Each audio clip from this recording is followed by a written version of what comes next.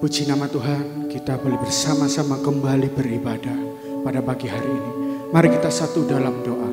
Bapa, kami berterima kasih dan bersyukur Tuhan buat kasih dan anugerah-Mu. Dan saat ini Tuhan, kami datang dengan kerinduan kami. Kiranya Tuhan Yesus, Engkau memberkati jalannya ibadah ini, mulai awal, pertengahan hingga akhirnya Bapa. Dan kami percaya Tuhan, Roh Kudus bersama-sama dengan kami. Hanya di dalam dan demi nama Tuhan Yesus. Yang percaya katakan, amin. Terima kasih Tuhan. Satu hal yang ku rindukan, ya Tuhan, selalu berada di dekat-Mu.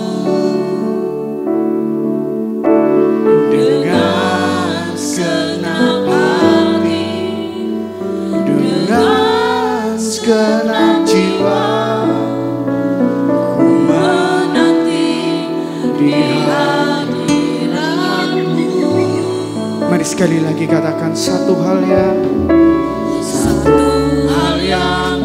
ku rindukan, ya Tuhan, selalu berada di dekat-Mu.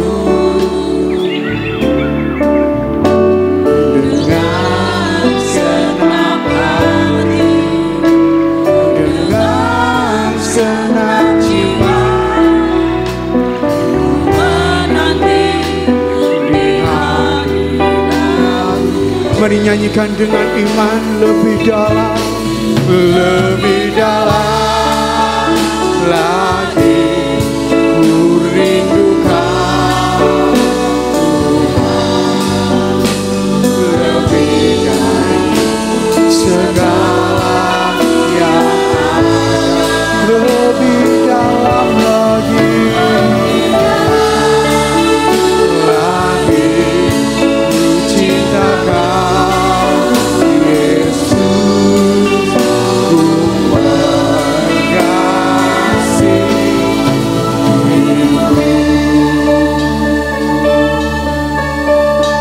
Mari sama-sama katakan satu hal yang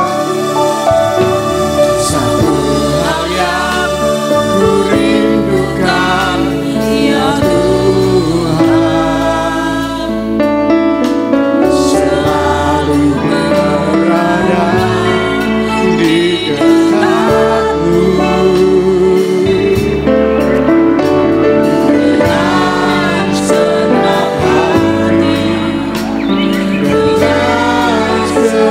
Jiwa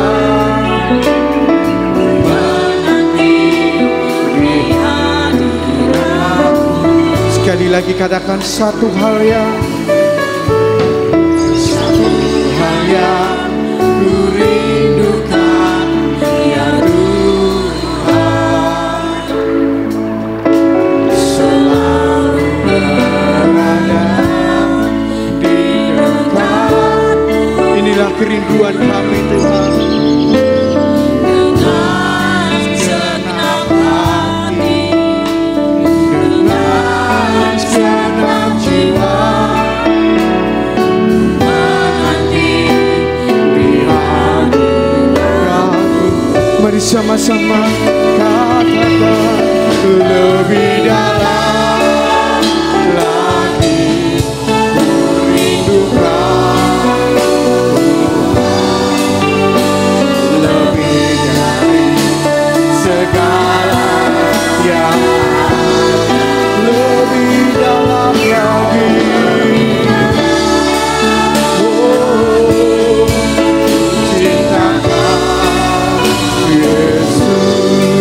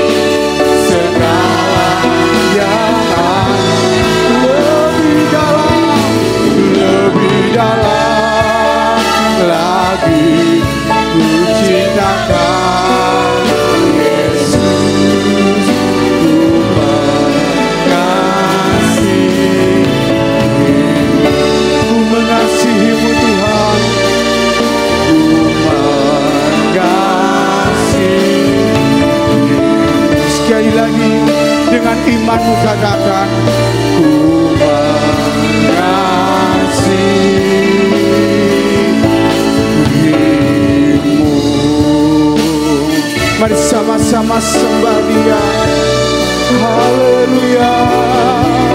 Kami menyembah-Mu Tuhan, kami rindukan Tuhan, rindu jamahan-Mu, kami rindukan, kami rindu atas kasih-Mu Tuhan. Yesus, ini hati kami Tuhan, ini hati kami, kami bersyukur Tuhan, kami bersyukur. Haleluya.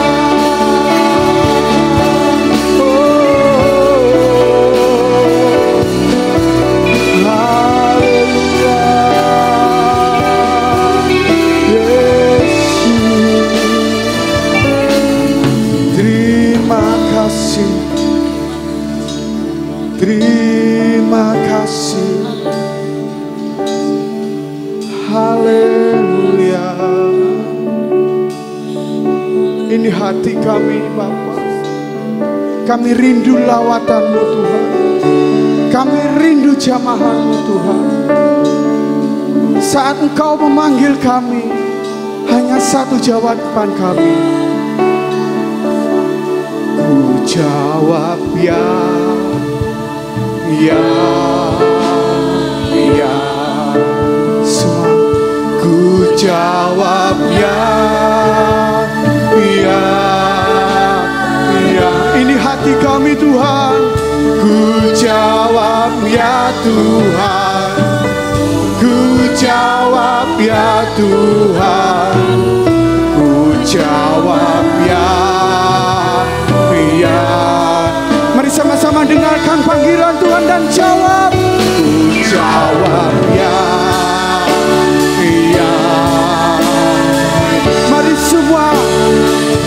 Ku jawab ya, ya, ya.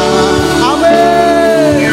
Ku jawab ya Tuhan, ku jawab ya Tuhan, ku jawab ya, ya. Mari sekali lagi dengan imanmu katakan. Ku jawab ya, ya. Kami percaya Tuhan. Ku jawab ya, ya. Inilah kerinduan kami. Ku jawab ya Tuhan, ku jawab ya Tuhan, ku jawab ya, iya.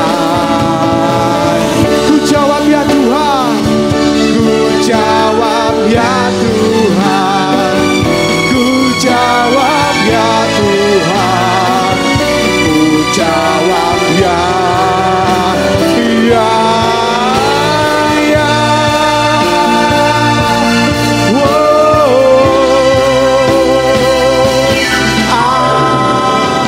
Amin. Beri sorak-sorai yang paling meriah buat Tuhan kita Yesus. Haleluya. Bapak, kami berterima kasih dan mengucap syukur Tuhan. Dan saat ini kami siap bersukacita. Yang siap bersukacita sama-sama saya katakan amin. Haleluya.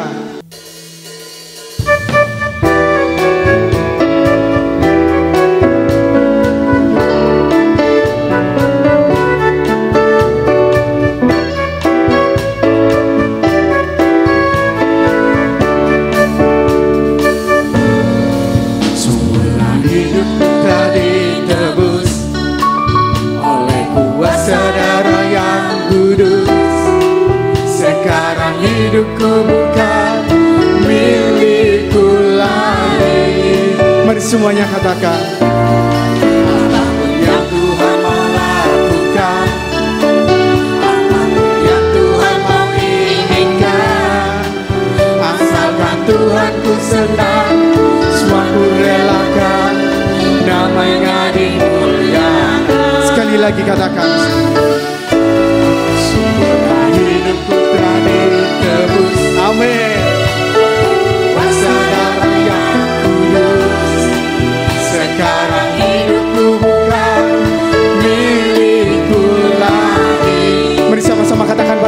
kananmu.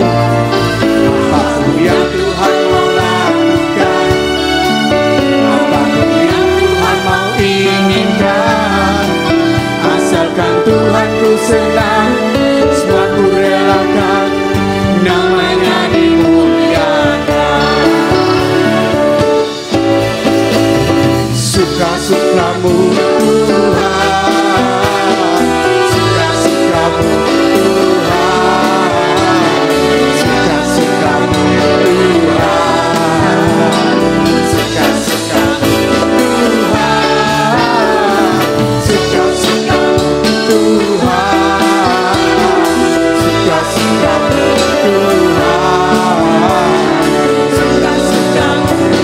Tuhan, suka-sukamu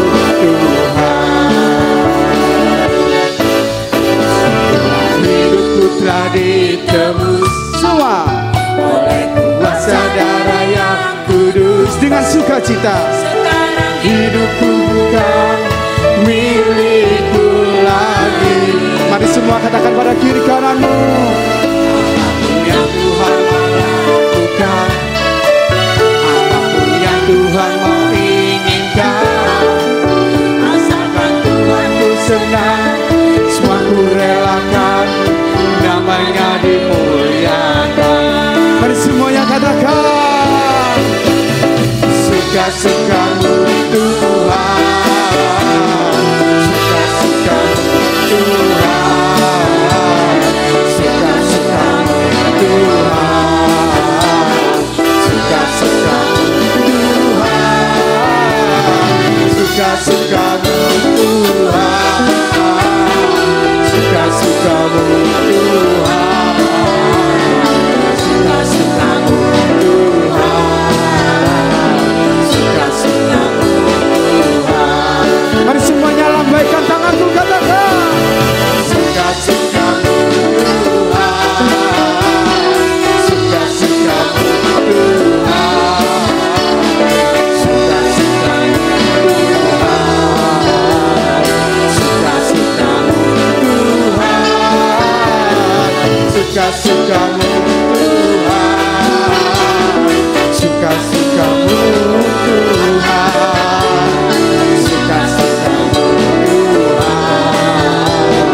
suka-sukamu Tuhan, suka-sukamu Tuhan. Sekali lagi, suka-sukamu Tuhan.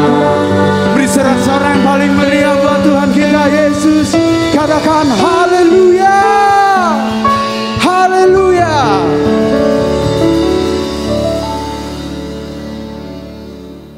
Shalom Bapak Ibu Saudara sekalian, Jemaat GBT Kristus Penolong Pasuruan yang dikasihi Tuhan Yesus Kristus.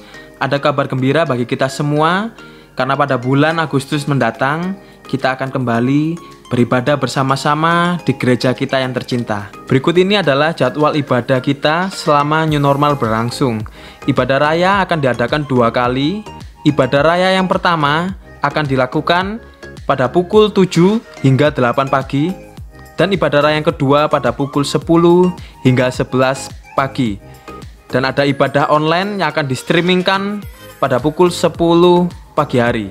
Berikut adalah protokol-protokol yang wajib diperhatikan oleh para jemaat selama mengikuti ibadah raya bersama-sama. Yang pertama adalah jemaat wajib mendaftarkan diri sebelum mengikuti ibadah. Pendaftaran bisa dilakukan melalui Saudari Devi dengan nomor HP yang sudah dicantumkan. Dan pendaftaran bisa dilakukan pada hari Senin sampai dengan Jumat pada pukul 9 pagi hingga 5 sore. Yang kedua adalah himbauan untuk anak usia di bawah 15 tahun dan jemaat yang kurang sehat diharapkan mengikuti ibadah raya secara online. Yang ketiga, tempat terbatas hanya untuk 150 orang setiap kali ibadah. Yang keempat, pendaftaran berlaku 1 kali saja. Minggu depan harap mendaftar lagi karena kita menggunakan sistem kuota. Yang kelima, kami menghimbau untuk bapak atau ibu yang usia lanjut dan memiliki penyakit bawaan seperti diabetes, jantung, ataupun lainnya sebaiknya mengikuti ibadah secara online. Tetapi jika kondisi fisik sehat, silahkan bapak ibu bisa mengikuti ibadah bersama-sama. Yang keenam, setiap jemaat yang datang beribadah wajib sekali cuci tangan, memakai masker, dan membawa hand sanitizer. Yang ketujuh, jarak kursi sudah diatur dengan minimal 1 meter. Yang kedelapan, jemaat harap datang 15 menit sebelum ibadah dimulai. Dan yang terakhir, menghindari kontak fisik seperti bersalaman atau berpelukan. Demikian informasi dari kami. Bila ada informasi yang kurang jelas, bisa Bapak Ibu tanyakan pada waktu mendaftar. Terima kasih, Tuhan Yesus memberkati. Selamat pagi, Bapak Ibu, Saudara yang kekasih dalam Tuhan. Selamat kita bertemu kembali dalam ibadah kita pada pagi hari ini. Dan mari kita siapkan diri kita untuk menyembah Tuhan, memuliakan Tuhan, Bapa kita yang mengasihi kita. Puji Tuhan, kita akan membaca firman Tuhan di dalam Roma pasal 8 ayat 32 yang berbunyi demikian, Ia yang tidak menyayangkan anaknya sendiri tetapi menyerahkannya bagi kita semua, bagaimanakah mungkin Ia tidak mengaruniakan segala sesuatu kepada kita bersama-sama dengan Dia? Puji Tuhan, demikian ayat firman Allah ini yang membicarakan kepada kita bahwa Allah membuktikan bahwa Dia mengasihi kita, mengasihi umatnya. Karena itu Dia memberikan anaknya yang tunggal, Yesus Kristus, menjadi persembahan bagi dunia ini. Karena itu saya memberi judul dalam khotbah pagi hari ini bahwa Yesus Kristus adalah sebagai wujud kasih Allah bagi kita. Bukti bahwa Allah mengasihi kita, karena itu Dia menyerahkan anaknya sendiri. Dan ayat ini mengatakan kalau anaknya yang Dia kasih itu Dia rela sumbangkan, kirim ke dalam dunia ini, bagaimanakah mungkin Ia tidak mengaruniakan segala sesuatu kepada kita bersama-sama dengan Dia. Kalau anak yang Dia cintai, Dia tidak sayangkan, tapi Dia rela memberikannya untuk keperluan kita, apatah lagi hal-hal yang lain, urusan-urusan jasmani, Dia akan mengaruniakan juga kepada kita semua. Allah mengasihi kita manusia, karena itu Dia menyerahkan anaknya yang tunggal, Yesus Kristus, untuk kita. Di dalam Yohanes pasal 3 ayat 16, di sana ditulis, karena begitu besar kasih Allah akan dunia ini, sehingga Ia telah mengaruniakan anaknya yang tunggal, supaya setiap orang yang percaya kepadanya tidak binasa, melainkan beroleh hidup yang kekal. Kristus ialah manifestasi atau wujud kasih Allah kepada manusia dalam dunia ini. Tetapi yang dijanjikan untuk beroleh keselamatan atau hidup yang kekal ialah orang yang percaya kepadanya. Barang siapa yang percaya kepadanya, atau setiap orang yang percaya kepada Yesus Kristus, itu tidak binasa, melainkan beroleh keselamatan, beroleh hidup yang kekal. Ia merelakan anaknya yang tunggal, yang disayanginya, menjadi korban untuk dosa-dosa kita. Apatah lagi hal-hal lain, hal-hal lahiriah,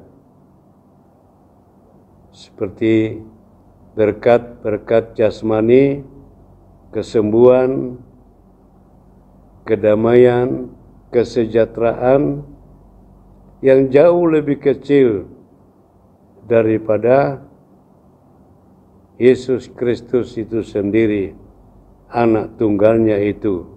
Kalau dia rela memberikan anak tunggal yang dikasihinya, apatah lagi hal-hal yang lain tadi, dia pasti akan pedulikan, dia pasti akan memberikan juga kepada kita.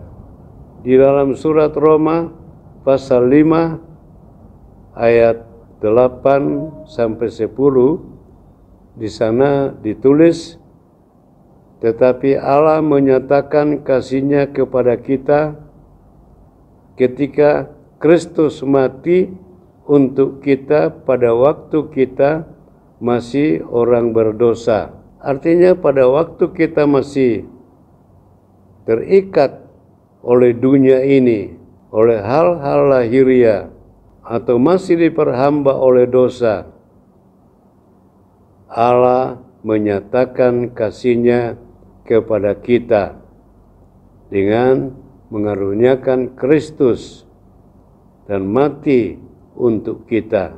Ayat 9 mengatakan, sekarang kita sudah berbalik kembali kepada Allah melalui kematian Kristus. Karena itu, pasti kita akan diselamatkan juga dari murka Allah oleh Kristus. Karena dosa tadi, pelanggaran tadi, maka murka Allah akan dinyatakan pada kita sebagai orang berdosa itu. Tetapi Kristus datang dan mati karena dosa kita.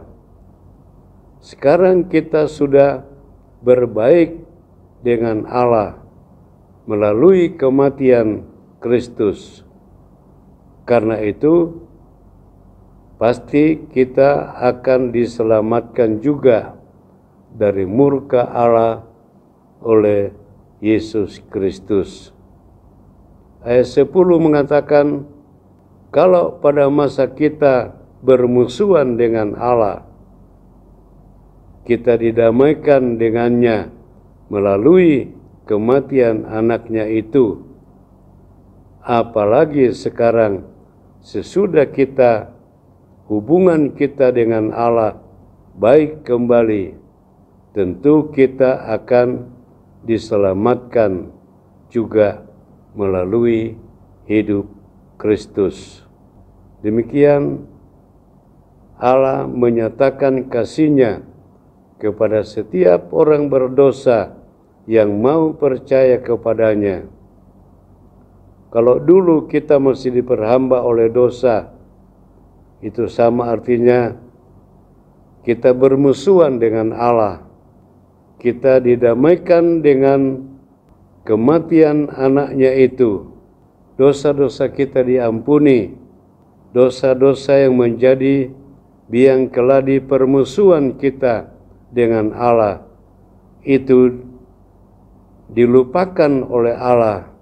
Nah, sekarang setelah kita berdamai dengan Tuhan, dengan Bapa di sorga, maka kita pasti juga akan diselamatkan oleh-Nya.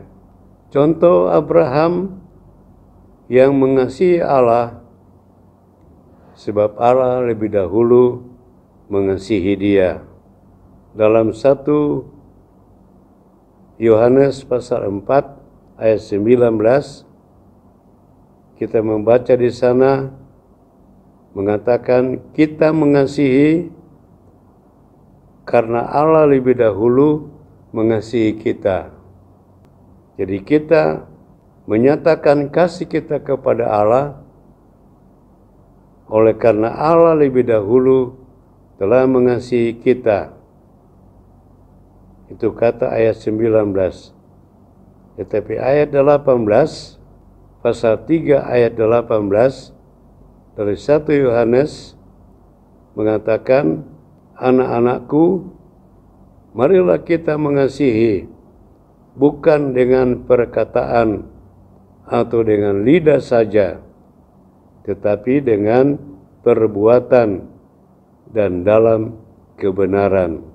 Seperti Allah dalam hal mengorbankan Ishak karena ia mengasihi Allah. Demikian juga kita harus belajar berkorban kepada Tuhan karena Dia sudah menyatakan kasih-Nya kepada kita dengan mengorbankan anaknya itu. Pengorbanan Ishak terdapat di dalam Kejadian pasal 22 ayat 1 sampai pada ayat yang ke-17, di mana Abraham menyatakan kasih-Nya kepada Allah dengan mengorbankan anaknya yang dia kasihi, yaitu Ishak. Ayat 1 mengatakan, setelah semuanya ini Allah mencobai Abraham. Ia berfirman kepadanya, Abraham, lalu sahutnya, ya Tuhan. Firman-Nya, ambillah anakmu yang tunggal itu, yang engkau kasihi, yakni Ishak.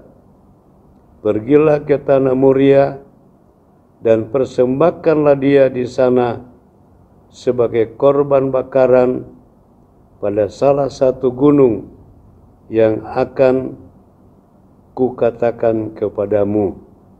Demikian firman Tuhan kepada Abraham, berkata kepada Abraham, bawa anakmu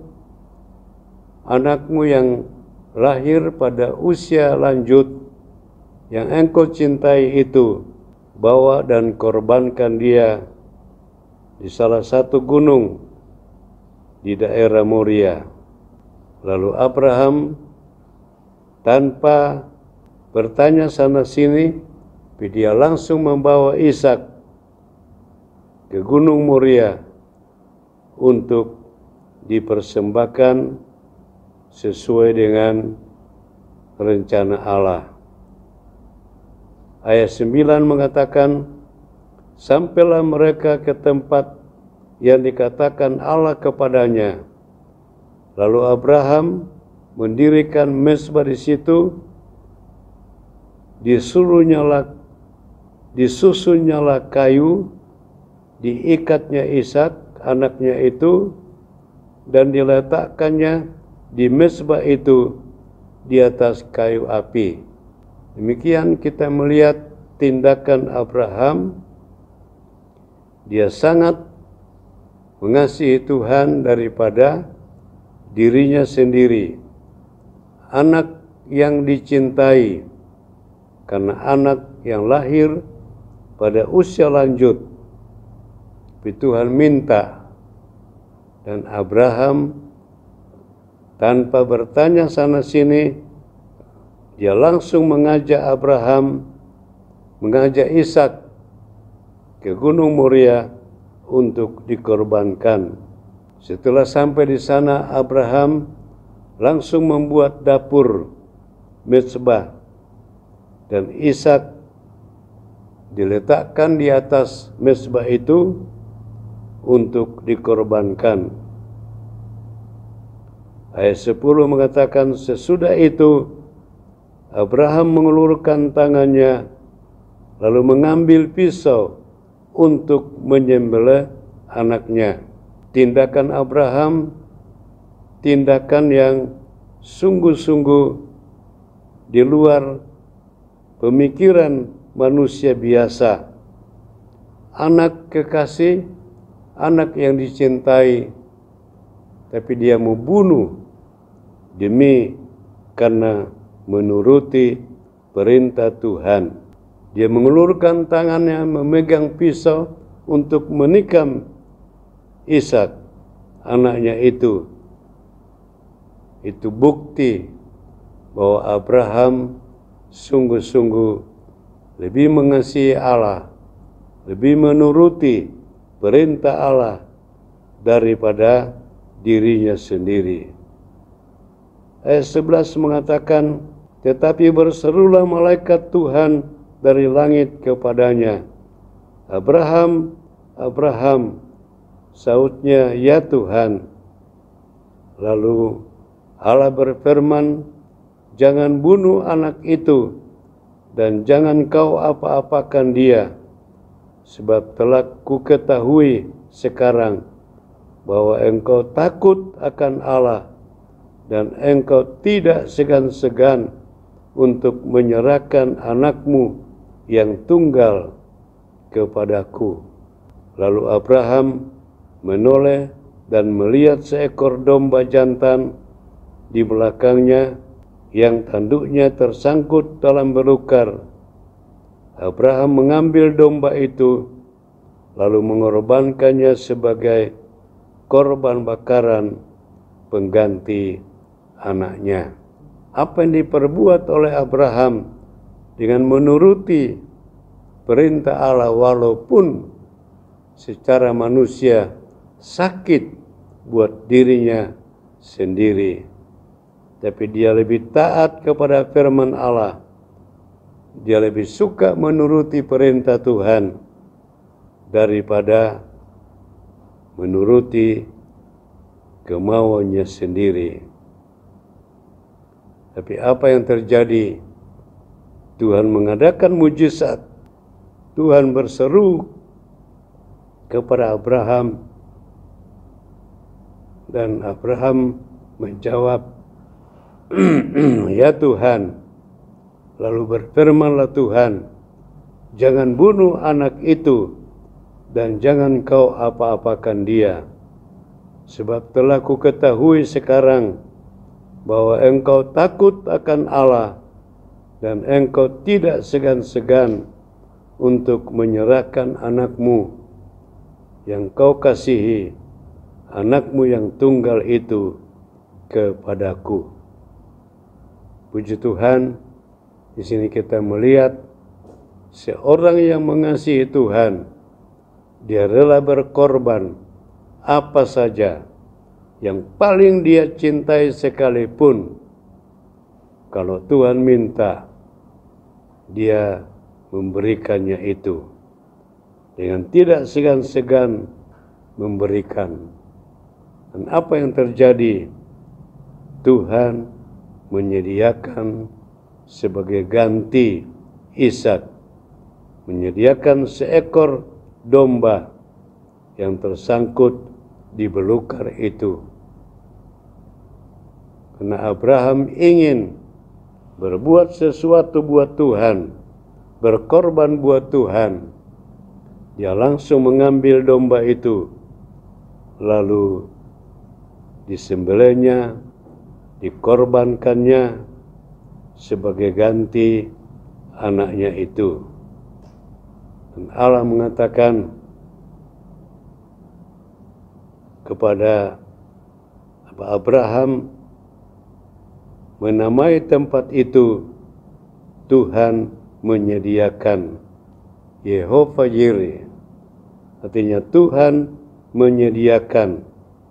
Sebab itu sampai sekarang dikatakan orang, di atas gunung Tuhan akan disediakan.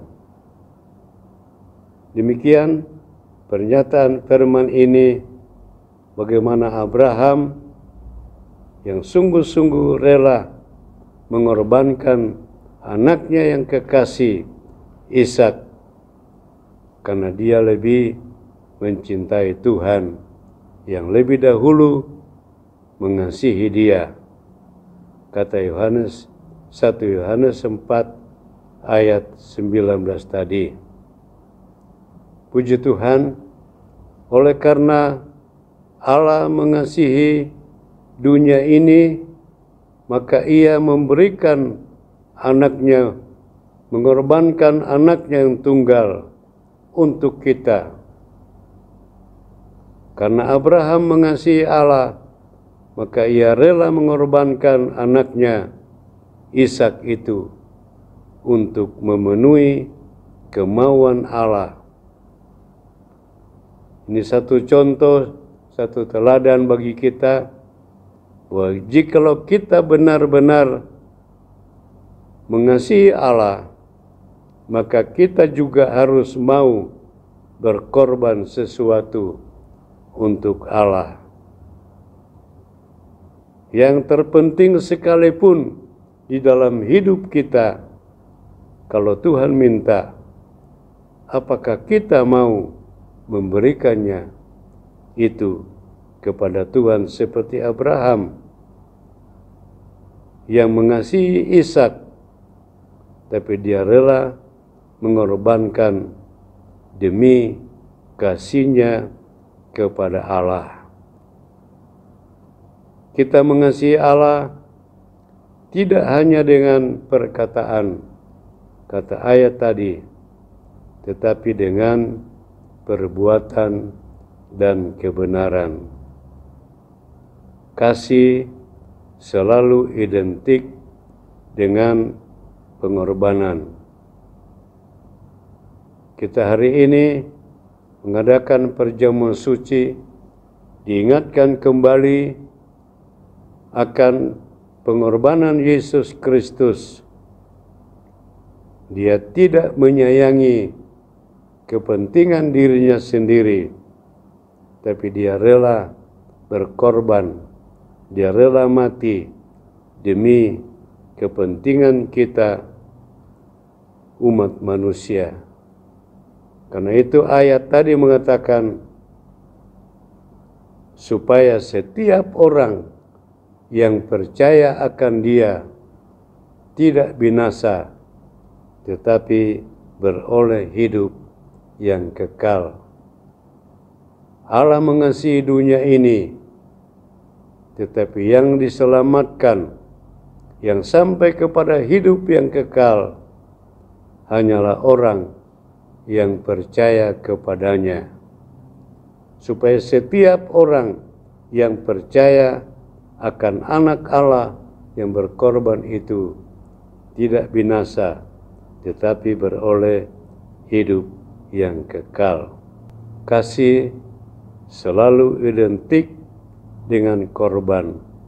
Karena Allah mengasihi kita, Dia menyerahkan anaknya yang tunggal, Yesus Kristus, untuk kepentingan kita, umatnya. Puji Tuhan, ini yang kita renungkan. Kita akan makan perjamuan suci nanti. Karena itu, biar kita siapkan diri kita dan ingat betapa besar kasih Allah buat kita. Dia tidak menyayangkan anaknya yang tunggal, Dia berikan untuk keselamatan kita, umatnya. Puji Tuhan, mari kita pegang perjamuan suci dan kita sama-sama akan makan minum perjamuan kudus pada pagi hari ini. Kita angkat roti ini dalam tangan kanan kita dan kita menyerahkan hidup kita ke dalam tangan Tuhan. Firman Allah mengatakan, pada malam perjamuan itu Tuhan Yesus mengambil roti, mengucap syukur kepada Bapa, lalu memberikan kepada murid-muridnya dan berkata, ambillah, makanlah, karena inilah tubuhku yang telah dihancurkan karena dosa orang banyak. Seberapa banyak kali kamu makan dari roti ini, kamu memberitakan kematian Yesus sampai Ia datang kembali. Amin. Kita makan bersama roti ini dalam nama Tuhan Yesus Kristus. Haleluya. Mari kita angkat cawan, kita angkat lebih tinggi di atas kepala kita.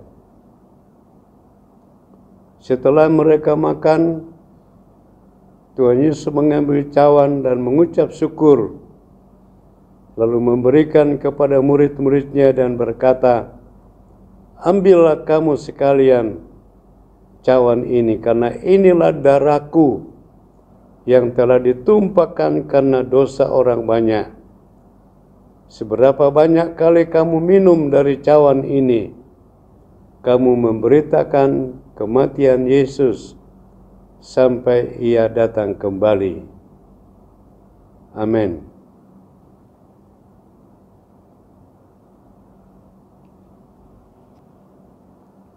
Puji Tuhan, mari kita angkat tangan, kita mengucap syukur kepada Bapa di sorga. Segala puji bagimu Tuhan. Kami dapat menghayati betapa besar kasih-Mu bagi kami, bagi dunia ini, hingga Engkau memberikan anak-Mu, Yesus Kristus, yang harus mati berkorban, menebus kami orang-orang berdosa ini. Ampunilah salah dosa kami, dan biarlah keselamatan dari Allah, damai sejahtera dari Allah akan menyertai kami sekarang sampai selamanya. Terima kasih Tuhan, dalam nama Tuhan Yesus kami berdoa dan mengucap syukur. Haleluya. Amin.